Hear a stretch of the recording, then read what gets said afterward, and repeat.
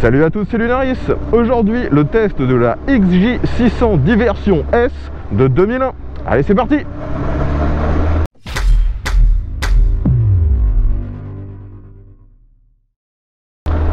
Les amis, aujourd'hui, de nouveau le test d'un Youngtimer grâce à l'un de mes abonnés. Merci encore à lui d'être venu jusqu'ici afin que je puisse la tester.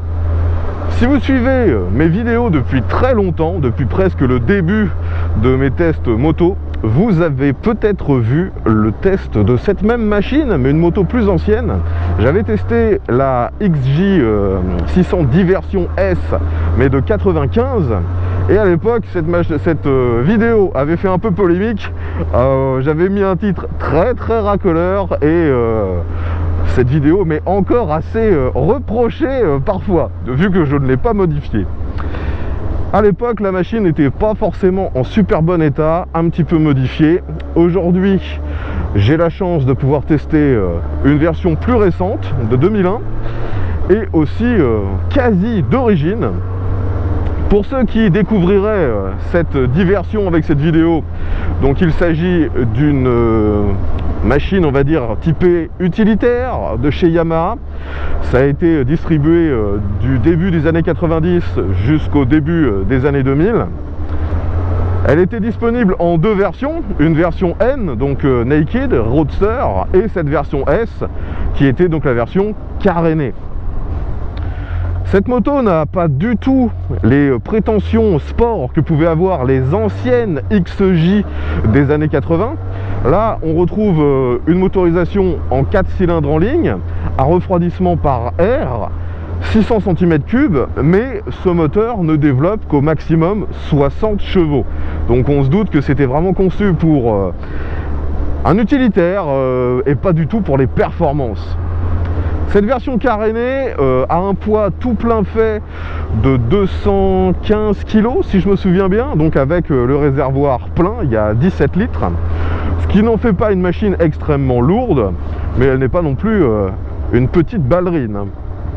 Le modèle que je vous présente aujourd'hui est quasi d'origine, et ça c'est vraiment très rare sur ce type de moto. Là les seules modifications visibles sont les clignotants qui ont été remplacés par des modèles plus petits, et vous avez les leviers, enfin les poignées qui ont été remplacés parce que je suppose que celle d'origine devait être usée. Sinon pour tout le reste, tout est d'origine sur cette machine, et on a même encore les échappements d'origine, ce qui est extrêmement rare. En termes de prise en main, cette moto est, on va dire, à l'ancienne, hein. Elle n'est pas trop grosse, elle n'est pas trop large, et c'est d'ailleurs une assez bonne surprise pour un 4 cylindres en ligne. Le réservoir, on peut facilement coller nos genoux dans les flancs de celui-ci, donc on se plaque bien avec la machine, c'est facile à utiliser. La position est très droite, le guidon est un petit peu recourbé vers le pilote, donc on est finalement assez bien, très peu mis vers l'avant. Et les repose-pieds sont dans une position parfaitement neutre, très au milieu de la moto.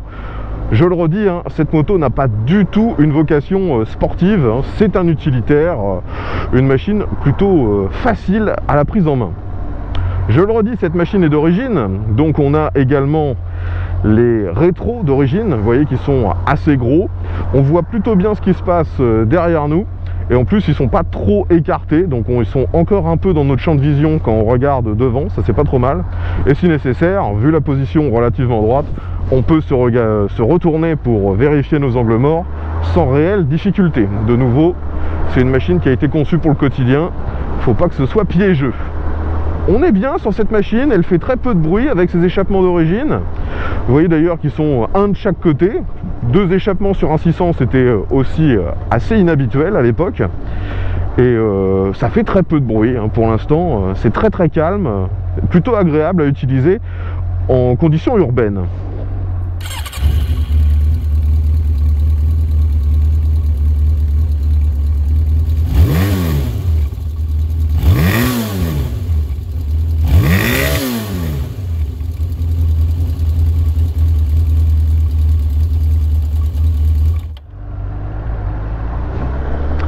Alors ici nous sortons de l'agglomération, on va pouvoir accélérer un tout petit peu plus. Vu que c'est un 4 cylindres, forcément ça monte assez rapidement dans les tours. même si les performances ne sont pas dingues, hein. Pour l'instant, même en montant à mi-régime, j'ai des sensations très calmes. Bon, par contre, sur cette machine, on a encore la bulle d'origine, vous voyez qu'elle est assez courte. Et dès que j'arrive à 60-70, j'ai quand même un peu d'air qui arrive sur moi. Je vais faire un test, je vais essayer de me lever. Alors, il n'y a aucune différence en fait, que je sois debout ou assis. L'air arrive avec le même volume sur moi. Il faudrait vraiment être penché comme ça pour avoir un peu de protection. Je pense que vous entendez la différence au micro. Donc la bulle peut être utile, mais à mon avis uniquement quand on va assez vite. En roulant normalement, ça ne sert quasiment à rien. J'arrive maintenant sur un passage à basse vitesse. Donc là vous voyez, je suis à 1500 tours. La machine se manœuvre très bien, hein. Et c'est surprenant parce que ces pneus sont très fins en fait. À l'avant on a du 17 pouces, c'est un pneu en 110, et à l'arrière on a du 130, mais c'est un pneu en 18 pouces. Donc vous voyez qu'à l'époque, hein, les pneus étaient vraiment très fins. Bon les amis, vous reconnaissez l'endroit, on est ici comme d'habitude pour tester l'accélération de ce modèle. Je le rappelle que c'est pas une fusée, elle est donnée pour 60 chevaux, un peu plus de 213-215 kg. Aujourd'hui, on a quasiment le plein, si je ne me trompe pas. Il n'y a bien sûr aucune aide électronique, il n'y a pas d'ABS, il n'y a rien du tout. C'est une machine à l'ancienne. Allez, c'est parti, voyons ce que ça donne. Déjà, on a la sonorité du 4 cylindres, ça fait plaisir. Let's go!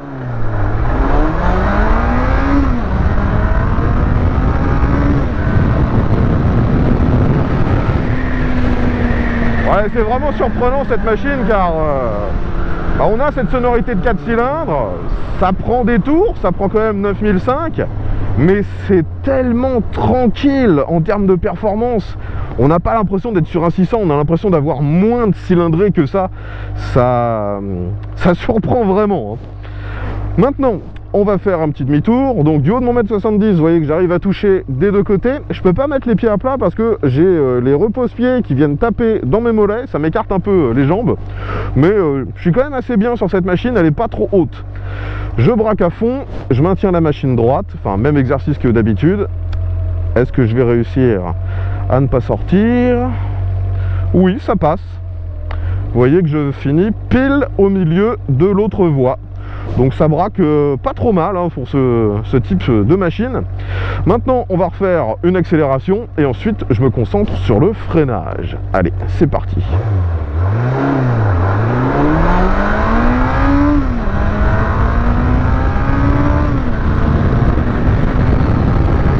Maintenant, frein arrière, ça freine pas trop mal. Frein avant, alors le frein avant lui, il faut vraiment tirer beaucoup sur le levier de frein pour avoir un peu de mordant. Il y a une zone un peu morte, vous voyez, qui est assez grosse. Une fois qu'on a dépassé cette zone, ça freine pas trop mal. C'est d'ailleurs une des modifications qu'il y a eu sur cette deuxième phase. Sur la première génération, il y avait un seul disque à l'avant. Là maintenant, on en a deux. Donc logiquement, ça devrait freiner quand même un peu mieux. Le freinage en lui-même n'a pas un problème de performance, hein. C'est vraiment le ressenti qui n'est pas du tout au niveau de ce qu'on peut avoir actuellement. Vous pouvez voir que sur cette moto, le levier de frein est réglable en écartement. Par contre, l'embrayage, lui, est fixe. Vous ne pouvez pas changer l'écartement. Les vitesses sont quand même étagées relativement court. Parce que là, vous voyez que je suis à 80, je suis en 6, et je suis déjà pas loin de 4000 tours. Donc, on se doute que si on arrive donc au maximum, on ne sera pas à une vitesse si élevée que ça. Par contre, le moteur est souple, donc je peux rester en 6 quasiment en permanence. Ça, c'est vraiment appréciable. Concernant les commodos, cette machine est équipée comme toutes les machines de cette époque, un peu à l'ancienne. Donc à la gauche, on a bien sûr tout ce qui gère l'éclairage. On a également une tirette pour le starter. Et vous avez des feux de détresse. Ça, c'est plutôt surprenant pour une machine de cette époque. À droite, le bouton de démarrage, coupe-circuit. On a aussi le bouton pour allumer ou éteindre les feux, vu que ce n'était pas automatique à l'époque. et c'est tout. Le tableau de bord, lui, est de nouveau un peu simpliste. Vous avez un compteur pour la vitesse, un pour le compte tour, les quelques voyants de base pour les clignotants et les infos de base. Il n'y a rien d'autre. Alors me voilà de nouveau en agglomération et comme je le disais, hein, le moteur est très souple, donc j'évolue très vite en 6e. Hein. Là je suis à 40, à 2000 tours et ça bronche pas. Hein. Et si j'ai besoin de repartir, je réaccélère, il n'y a pas de chaos, le moteur est très souple, très efficace. C'est agréable en ville cette machine.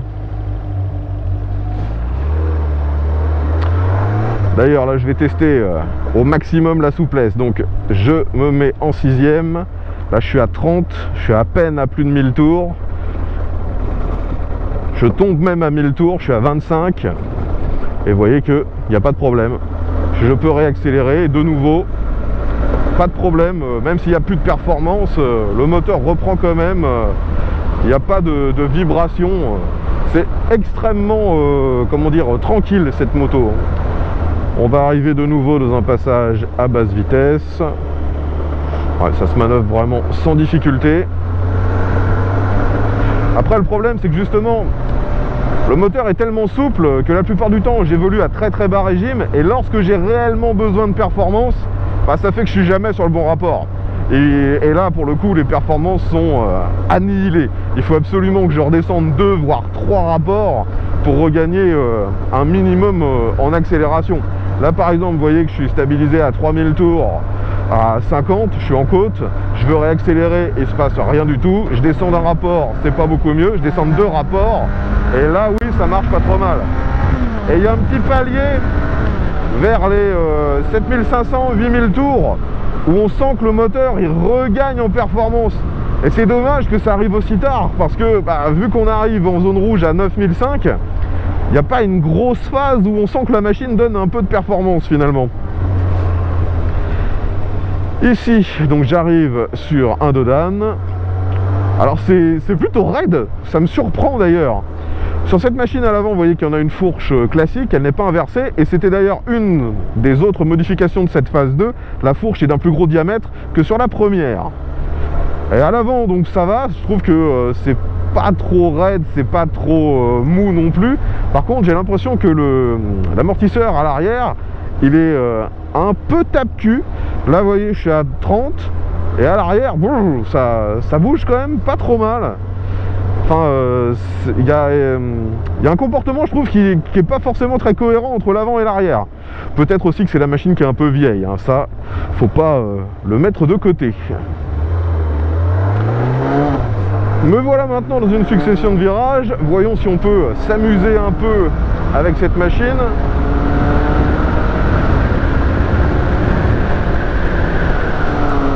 Alors, le freinage est finalement suffisant, mais la sensation est pas rassurante. J'ai plus l'habitude de rouler avec des freins où il faut tirer aussi fort pour avoir un peu de mordant. Et lorsqu'on tire fort, bah, c'est la suspension à l'avant qui a tendance vraiment à s'enfoncer. Et dans ces situations-là, je trouve qu'elle commence un petit peu à guidonner, elle perd en stabilité. Donc, de nouveau, ça n'incite vraiment pas à rouler fort. C'est une machine vraiment faite pour rouler cool.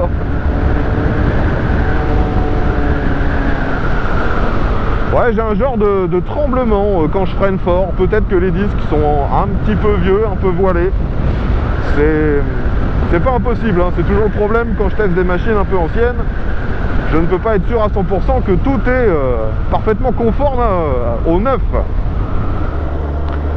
De nouveau un petit rond-point.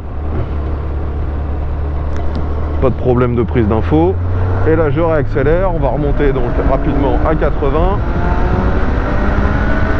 Enfin pas si rapidement que ça.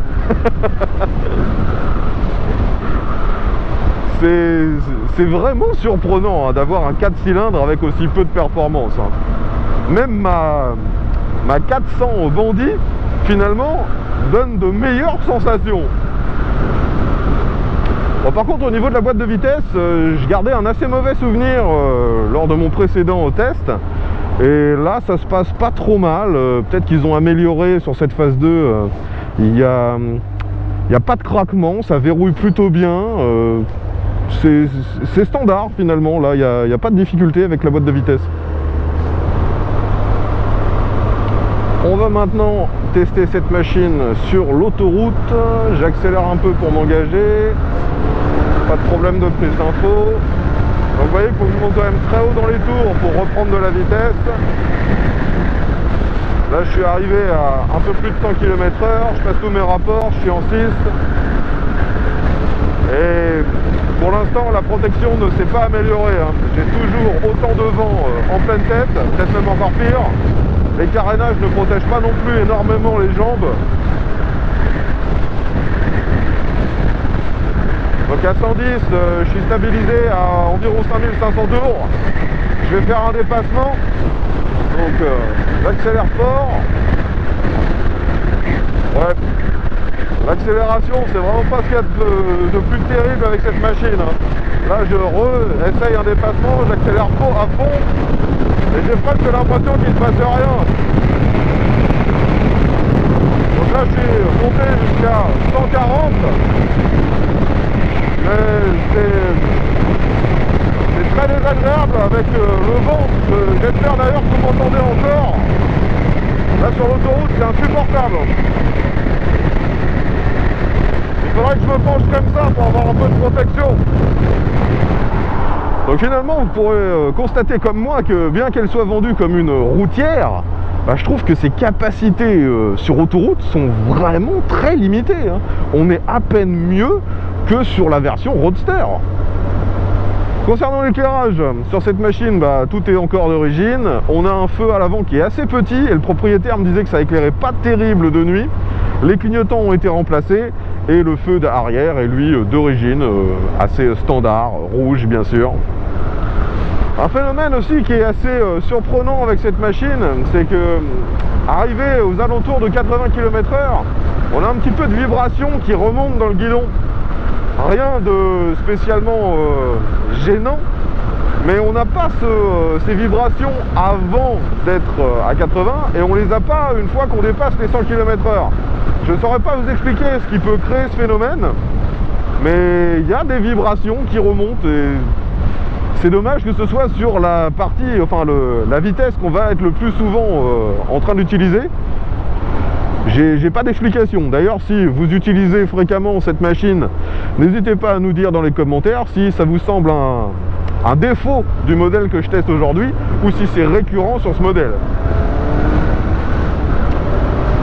Allez, c'est parti pour une dernière accélération.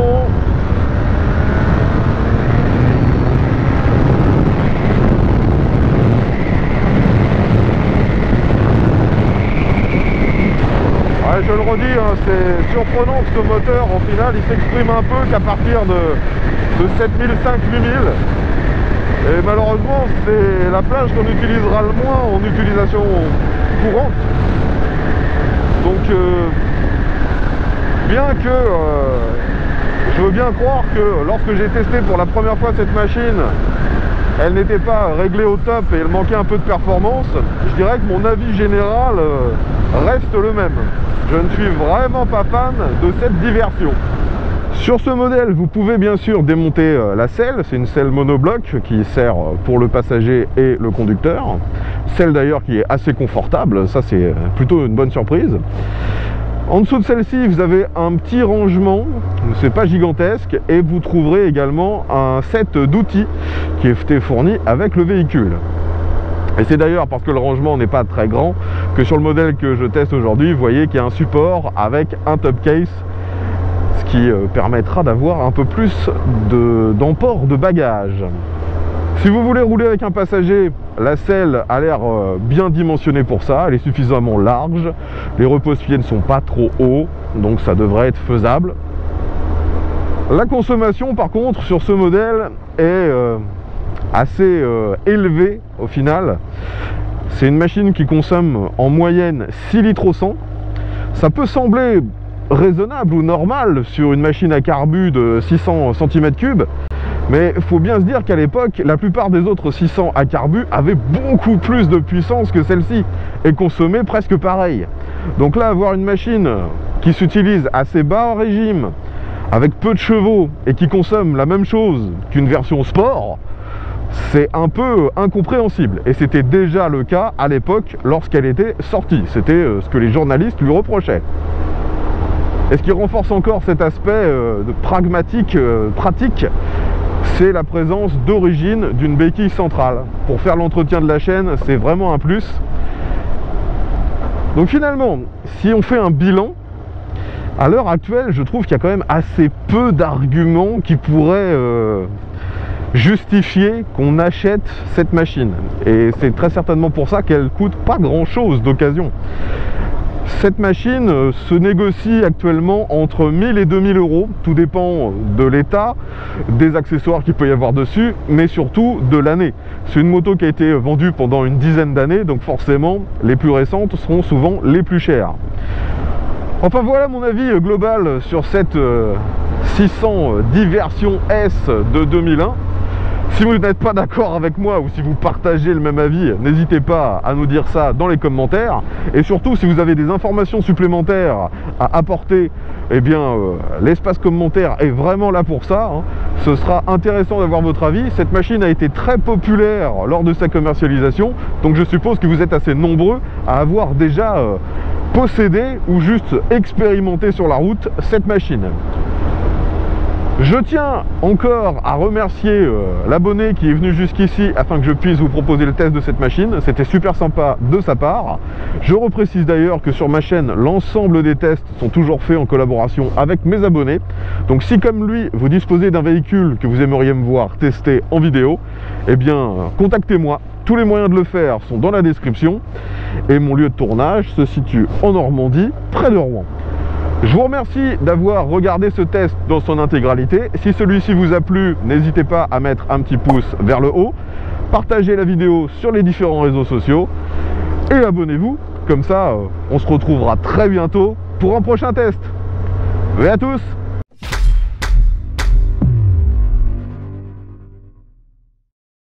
À l'époque, dans la même gamme, vous aviez aussi la Diversion S 900 qui avait donc un 900 cm3 et elle une transmission finale par cardan.